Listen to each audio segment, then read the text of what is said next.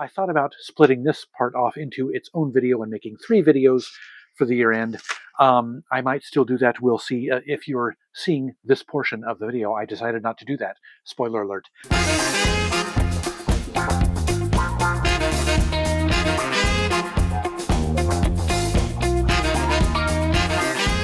Greetings, one and all, and welcome back to Tom's Hit Parade. By the way, I invite you to hit that subscribe button, give me a thumbs up if you like what you see, share this video with your friends, and leave me your thoughts down in the comment section. It would totally make my 2024. Anyway, yes, this is part 2 of what's turned out to be a 3-part year-end video series. My year-end spectacular-ish. It's more ishy than usual. Yes, it was originally going to be just a 2-part video, but yes, I realized the first part was going to be run a little long if I included this, because I've got 22 items to talk about here. My next video will be my favorite albums of 2024, my favorite new releases of 2024. Do not miss that one. You're not going to want to miss it. And in my last video, I talked about my year-end review. Acknowledgements to fellow YouTubers. Yes, I can speak. And my viewers and subscribers and all that. And an in memoriam segment of people that we lost in 2024, as well as a couple of other very small favorites lists, as well as my most disappointing albums of 2024. So if you're curious about that stuff, watch my last video. But today I'm going to be talking about my favorite purchases of 2024. This is everything that wasn't a new release that I picked up, my favorites of the year. And I picked up so many soundtracks that I decided to put this one out in 2 different lists. My favorite soundtrack purchases of 2024 and my favorite non-soundtrack purchases of 2024. The latter is the list that I'll be doing first, my favorite non-soundtrack purchases of 2024. Both lists are 10 items long with 1 honorable mention. So let's go ahead and get started with my non-soundtrack purchases of 2024. My honorable mention is Narada Smooth Jazz. As you might remember, Narada, I've talked about the Narada label before. They were a new age label. They specialized in new age music back at the end of the 80s, the beginning of the 90s. New age was one of the first genres I really got into when I was kind of putting out my feelers for for music. Excuse me. But Narada eventually expanded into world music and smooth jazz. So, and I had this compilation, and this is going to be a recurring theme in these 2 lists, is stuff that I used to have, but in retrospect, I stupidly got rid of them and reacquired them this year. So yeah, an excellent collection. 28 songs over 2 discs. Good stuff. And yes, Narada eventually expanded, I think I was mentioning, into smooth jazz and also world music. So yes, a good label. They got absorbed by another label X number of years ago, and you know the story. My number 10 favorite non-soundtrack purchase of 2024 is the Definitive Pop Collection by the Manhattan Transfer. Now, I've had other Manhattan Transfer compilations before, but I'm kind of a fan of these series, like the Sony Essential series. They're usually 2 discs, and there's a couple other ones like the Playlist series. I kind of like those, though. They're a 1-disc set, and this Definitive genre collection, the genre in the Definitive collection varies depending on who the artist is. I've got 6 or 7 or 8 of these, and so I've kind of been wanting this one for a while.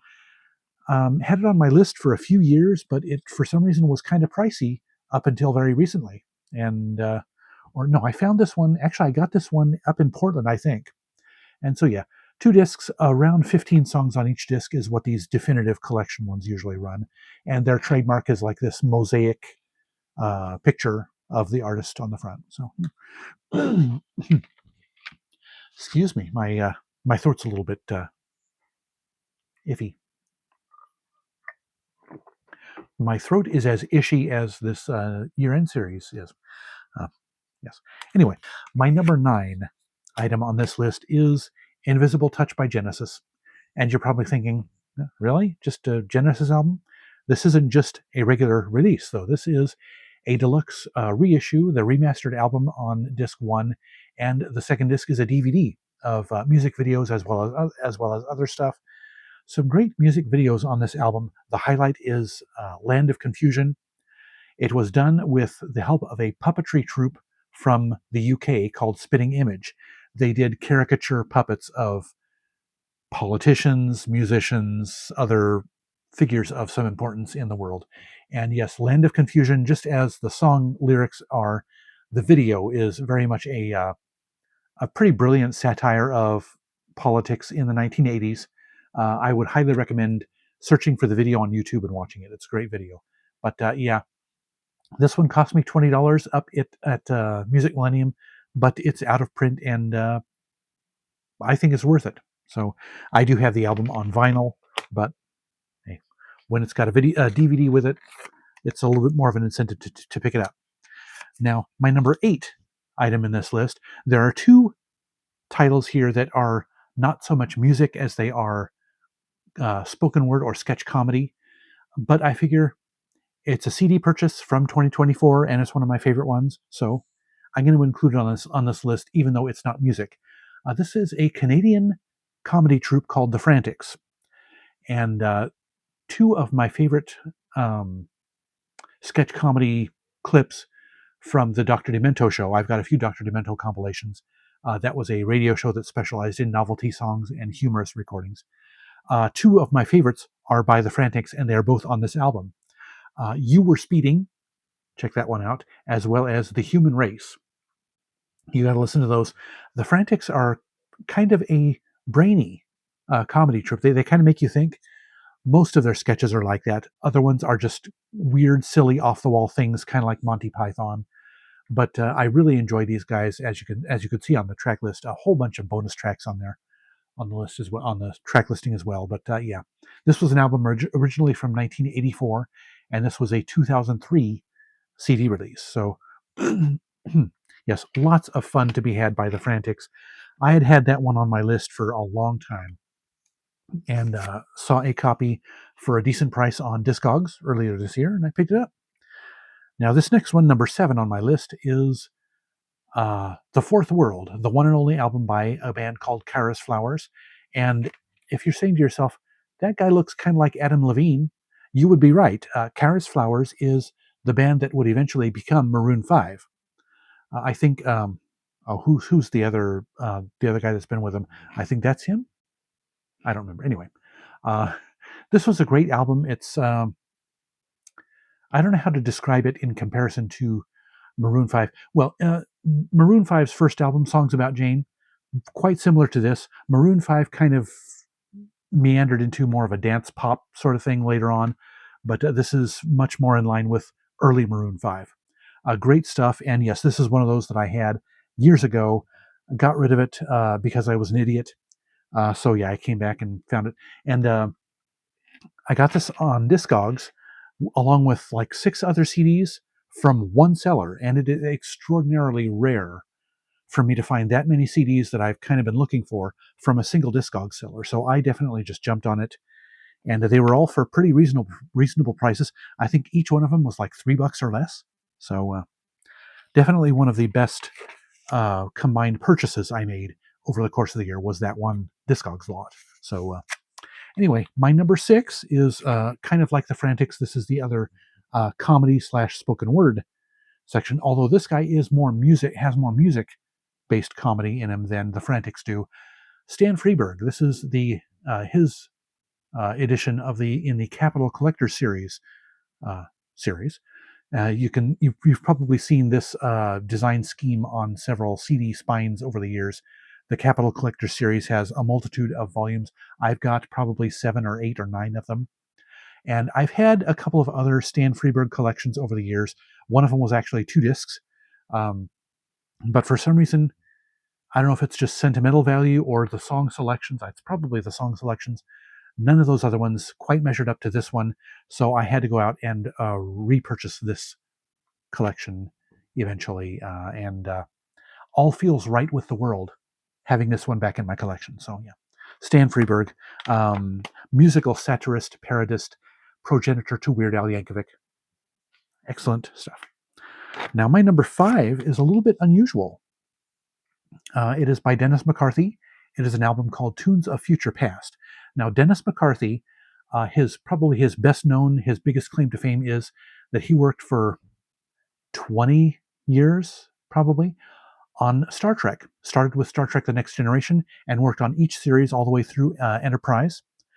And so, but he's done a lot of other stuff too, mostly TV and film scoring work.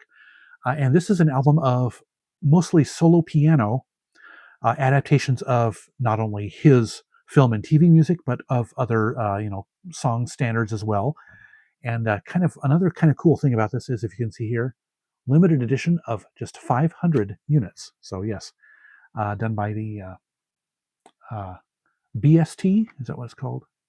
BSX label. So yes, this was a lot of fun to find. I got this one from the fsmcds.com, one of their sales that they had going on. So yeah, it was very nice to have this one. I've been a bit of a fan of Dennis McCarthy because of his Star Trek work, and so it was kind of cool to have that in my collection. Also because there's just 500 of them in the world. My number 4 is Raul Midon, and this is his 4th album, Synthesis. I've had his 2nd and 3rd albums for a long time, and I think I might have had this one before as well, but this was in the dollar section at House of Records. Picked it up a few months ago, and after listening to this and getting back into it and enjoying it, I realized, looked up Raul Midon, and he actually had a new album that he put out earlier in 2024. And so I picked it up, listened to it, and I loved it. And spoiler alert, it will be in my favorite albums of 2024 list that you will see in my next video. So for that reason, I had to give Raul a shout out in my favorite purchases list here as well. And actually, my number 3 is kind of in the same vein. I'll explain in just a second. But yeah, Raul Midon, by the way, is kind of like Stevie Wonder meets Jack Johnson meets a little bit of Latin. Well, his last name is Midon, so of course he's Latin. So yeah, give him a shot if that kind of stuff sounds intriguing to you. My number 3 was also a rediscovery, one of my favorite rediscoveries of the year. Sorry, I kicked the tripod there a bit. His name is Newton Faulkner. He's a British artist. Again, kind of like Jack Johnson, in that he's got a little bit of folk in his rock pop music, and also a little bit of. It's kind of hard to describe his music, honestly, but a little bit of ethnic or world instrumentation, particularly like percussion. So yeah, just kind of like Raul Midon, maybe a little bit more world and a little bit more pop rock than Raul Midon is. Raul Midon's a little bit more folk, but anyway, I also found this one as another thing in common that he's got with Raul is I also found this one in the dollar section at House of Records. I had this album before. This is his 2nd album, scaled back in on one of my CD purchases back to just his 1st album. Hand Built by Robots is his 1st album. But then I saw this one in the dollar section, decided to pick it up and give it one more listen. And I realized I was stupid and premature for getting rid of it in my last purge. So much so that I actually ended up buying his 3rd and 4th albums later on in the year. So now I've got his first 4 albums, and I enjoy Newton Faulkner more than I ever have before. So yes, just when I think I've made a right decision in getting rid of a CD, I realize months, sometimes years later, that I messed up. My runner-up for favorite non-soundtrack purchase of 2024 is I Couldn't Live Without Your Love by Petula Clark. Now, the reason that this is one, and this is also I got from FSM CDs. Yes, they mainly sell movie music, but a couple of the titles they have are just pop and easy listening and stuff like that. And the reason this one's on the list is I didn't realize until I saw this one that there was a 2-disc Petula Clark compilation out there. And I love Petula Clark. She's one of my favorite 60s, 50s, no, just 60s. She didn't start until the 60s. Pop singers out there. And she's still going at it. She's still putting out albums. Her last album was a couple of years ago, I think. But yeah, I've always enjoyed her stuff, especially her early work. But yeah, to find out that there was a 2-disc set out there, I had to pick it up immediately. So that was lots of fun. Now, my number one favorite non-soundtrack purchase of 2024, excluding new releases, is The Playground by Tony Bennett. I cannot remember where I found this one. I think it might have been at St. Vinny's. So I might have paid just 99 cents for it. But the reason this is a favorite of mine is because it reminds me so much of music that my sister would have liked. This CD was not in her CD collection that I inherited, but I'm sure she would have absolutely loved it because it is primarily music for kids or kid-friendly songs mostly, and other not just kid songs, but yeah, it's got "Accentuate the Positive," which is not necessarily a kid song, but it's just a fun song, and Elmo and Rosie O'Donnell and Kermit the Frog make guest appearances on the album. So my sister would have absolutely loved that. She was a big Muppets fan. And Being Green was one of her favorite songs. And It's Only a Paper Moon, that's fun. The Bare Necessities from the Jungle Book is on here. The album closes with All God's Chillin' Got Rhythm. So, yeah, I just listen to the CD and think of my sister, and I can just picture her smiling when she's listening to this. Swinging on a Star, that's a great one. And The Inchworm. Now, I really like that song. This is kind of unrelated, but one of my favorite TV shows is Quantum Leap. And the character of Al, who's normally a kind of a lecherous, womanizing guy, so he's kind of that on the outside, but inside he's got a heart of gold because he helps sing a little girl to sleep by singing The Inchworm. That's one of my favorite scenes of any TV series anywhere ever in the history of television. Was Dean Stockwell is the actor's name, singing The Inchworm to a little girl, and as she's nodding off to sleep. I love that song, and ever since then, I have just loved the song The Inchworm. So, unrelated story, a bit of a tangential story there, but love that one, and that is why that is my number one favorite non-soundtrack purchase of 2024. Let me take a drink of water because my throat is kind of wrecked.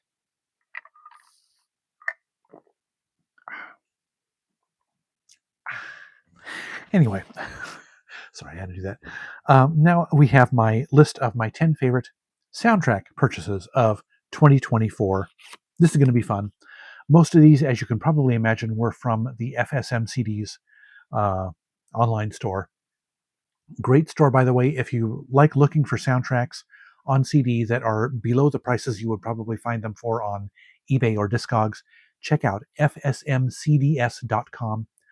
The site looks a little bit janky, but the guy is very trustworthy. I've been acquainted with him for 25 years, so you can trust the website. Anyway, my honorable mention in this list of favorite soundtrack purchases is the 25th anniversary celebration by Varese Sarabande. This is a 4-disc set of selections from their first 25 years as a record label. Over 20 tracks on each of the CDs, so there's like 80 song selections from 80 different movies, mostly from the 80s and 90s, a few from the early 2000s. This was put out in 2003, so yeah, a great selection. I can't remember if I had this back in the day or not. I don't think I did, but yeah, just love listening to that. My number 10 item on my list of favorite soundtrack purchases of 2024 is Holes, and this is one of only two, I think, song-based soundtracks. All the rest of them are scores. But yeah, this is yet another one that I had way back in the day, got rid of it for some stupid reason. I had originally had this CD before I became a Keb Mo fan, and there's a Keb Mo song on here. It's a song that's already on one of his albums, but regardless, I had to pick this up. It's got Shaggy, Eagle Eye Cherry is a great artist, Dr. John, Fiction Plane, actually two different songs by the Eels, the North Mississippi All-Stars. So yeah, it's got a lot of blues, southern stuff, swamp blues kind of stuff in there, and a little bit of hip hop. But yeah, it's a fun song, and it's a fun movie too. If you have not seen Holes, it's a cute movie. It was a Disney movie back in the early 2000s, 2003, kind of like the Varese Sarabande collection. But yeah, check out the movie if you haven't yet. It's a fun little movie. Number 9 I saw on the shelves at House of Records, and I had to pick it up. It is the soundtrack from Who Framed Roger Rabbit. Alan Silvestri did the score for this movie. I've kind of had it on my list for a while. There is a 3-disc deluxe edition that was put out several years ago, but it is very expensive, hard to find. And this is one of those movies that the 1-disc soundtrack I'm totally happy with. But yeah, one of my favorite tracks on it actually is the maroon cartoon that opened the movie. So yeah, but yeah, a great Alan Silvestri score. Now this next one, number 8, is the only other song-based soundtrack on here, and I found this one at St. Vinny's for 99 cents. Captain Underpants.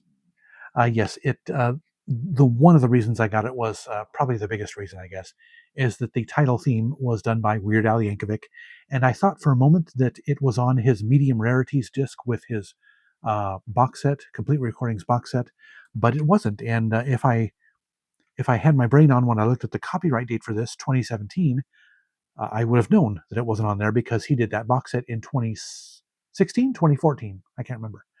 But yeah, 2016. But yeah, it's got another great, great song on here. The 1812 Overture.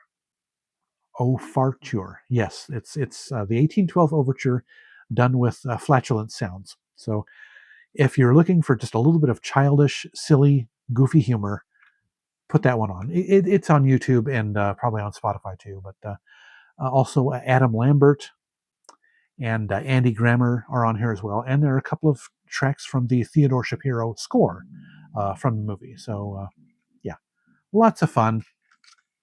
I have not seen the movie yet, but perhaps I will at some point, just to enjoy the Weird Al Yankovic theme song. My number 7. This is a bit of a strange selection. You might be shaking your head as to why is it number 7 on your list. Well, let me show it first. It's Secrets of the Titanic. This is the score to the National Geographic documentary. Score is by Craig Safan, or no, Craig Safan. Safan or Safan? I can't remember how you pronounce his name. Sorry, Craig. But yes, the documentary was only an hour long, and the score is only like 37 minutes. But I've been a fan of that documentary for forever, since it came out in the late 80s. And I had it on VHS tape. And as soon as I saw that it was available on DVD, I picked up the DVD. I probably watch it once a year, and and consequently, I've liked the music on it all this time. And this was another one of those that was at the FSM CDs sale, and another one that kind of like the Dennis McCarthy thing. You can see down here, limited edition of 500. So, yeah. So kind of fun to have as a collector's item, as much as to have the music, to finally have the music unobstructed by dialogue and whatever, is kind of cool.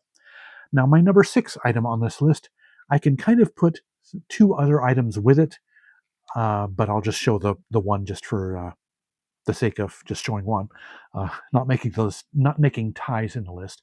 But Spider-Man: Homecoming, the score by Michael Giacchino. I've kind of had the scores for all 3 of the Tom Holland Spider-Man movies on my list for quite a while. They'd been really expensive up until recently, and I found actually last month, the month before, all 3 of them, a postage paid for only about $52. So, roughly what they would cost me as new CDs in the stores. So I figured that's my chance to pick them up, finally add them to my collection after wanting them for several years. So yeah, was very, very happy. That's one of my other favorite purchases, cumulative purchases of 2024, was being able to find all 3 of the Michael Giacchino Spider-Man scores for reasonable prices. So yes, and he is the guy that gave us the scores for the Star Trek reboot trilogy, which I really enjoyed. So probably my favorite of the current crop of film score composers is Michael Giacchino. Now, number 5 on my list is we're going back to the olden days, back to the 80s. One of my favorite movies from my youth, teenage years, my childhood, The Final Countdown. This has nothing to do with the song by Europe of the same name. This is a time travel movie from 1984. No, 1980. was way off.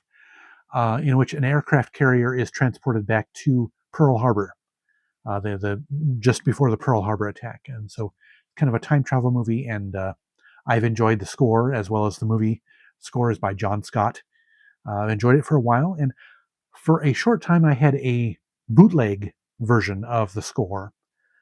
I got rid of it. I don't know why. Just because, in my mind, I have kind of a bit of a revulsion or resistance to bootlegs, even if they're issued through semi-legitimate or legitimate means. A bootleg is still a bootleg in my brain. So maybe I need to shake that notion. But anyway, this was an original, an earlier CD release.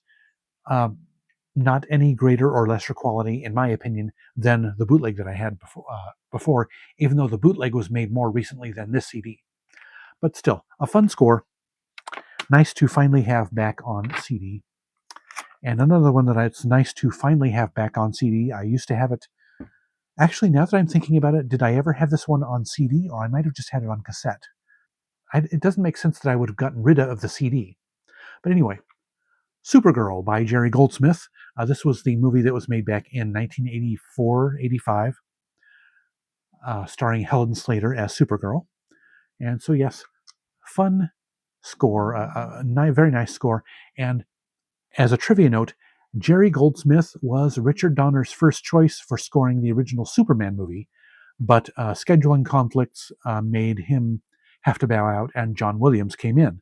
So the main title, at least, from Supergirl is what we might have heard on the original film if John Williams had scored the film originally. So, or excuse me, if Jerry Goldsmith had originally scored the film. So, kind of cool.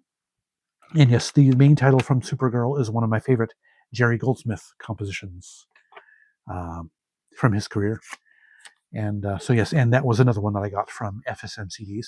Now, this next one, my runner-up for favorite soundtrack purchase of 2024, Clash of the Titans from the original film. The score is by Lawrence Rosenthal. And this one had been out of print for years. This was released on the Entrada label. Been out of print for a long time. It had been commanding like $80, $90, $100. I wanted the score, but I didn't want it quite that much. But during the summer, I believe it was, during this past summer, it finally came back into print directly from Entrada. So I jumped on it, kind of like Jaws was back, I think last year in 2023. Jaws had been out of print, the 2-disc edition, for a long, long time. Came back into print, and I grabbed it. Same thing with Clash of the Titans. This is a 2-disc presentation. And again, like the Final Countdown, one of my favorite movies from my childhood, from my youth, and wonderful to finally have the score from Clash of the Titans, a lush 2-disc presentation of that score. But that was number 3. Sorry, that was number 3. My runner-up for favorite soundtrack purchase of 2024 is The Journey of Natty Gann. Now, this is a very little-known film. It was put out through Disney. The Disney studio put out the film. What's her name? I can't remember her name. Who plays Natty in the movie? Meredith Salinger plays Natty Gann, and John Cusack. This is John Cusack. I don't think this was his first movie role, but it was one of his first movie roles. And yes, James Horner did the score for this. A beautiful movie. It's about a girl from it takes place during the Depression. This girl, her widowed father is looking for work. It's the Depression. Work is hard to come by. So he has to put her in an orphanage and go on out to the Pacific Northwest for a job as a logger. And so she doesn't want to be apart from her father, so she tries to make her way across the country to reunite with him. That's the basis for the story. But yes, a beautiful Americana pastoral kind of score by James Horner, different from his more sci-fi offerings like the Star Trek films and the like. But yes, and I just listened to this a few weeks ago. I bought it in November. Listened to it a few weeks ago, and it is, yeah. When I listened to it, I realized what a fantastic score it was. I've got the movie on DVD, and I've watched it a few times before, but you don't get a full appreciation for the score until you hear it separately from the movie. But yeah, beautiful, beautiful score. And if you have means to check out the movie, I recommend checking out the movie as well. Beautiful movie. Ray Wise plays her dad in the movie. So yes, several famous or semi-famous faces in the movie. But my number one favorite soundtrack purchase of 2024, it will not, those of you who've been watching my videos, particularly during the last couple of months, it'll be no surprise what my number one is. It took place at St. Vinny's just a month or two ago. I was there at the right place at the right time. They hadn't put these records out yet, but somebody had apparently donated a bunch of old soundtracks, old being from the 80s. And amongst those, I count the entire lot as my favorite purchase of 2024, but I just wanted to choose my favorites from that lot. We've got Raiders of the Lost Ark, and Indiana Jones and the Temple of Doom, and Indiana Jones and the Last Crusade. All of these were in fantastic conditions. Some of these, well, actually, the Raiders LP was a little bit worse for wear, but it plays just perfectly. And there's actually a little bit of a skip on one of the tracks on Last Crusade. So, and that one looked great. But anyway, no complaints though. I honestly expect imperfect sound when I listen to a record. That's why you won't see me buying those ultrasonic cleaners or anything like that. But anyway, I had been on the hunt for these three soundtracks for years on vinyl. I've had them on CD for a long time, but I'd really wanted the vinyl LPs just because I'd had this one in my childhood for years and years. But yeah, it was absolutely amazing to finally get these. There were a few others that were also in the list, some that I already have on CD. Return of the Jedi. I had been wanting that one for a long time on vinyl. I'd had the other two original Star Wars films. And Witness, which was a Maurice Jarre score from the 80s from a Harrison Ford movie, as well as Time After Time, a Miklos Rozsa score from a great sci-fi film, another of my favorite sci-fi films from my childhood. So, yes, there was absolutely no question that this purchase from St. Vinny's would cap off my favorite soundtrack purchases from 2024.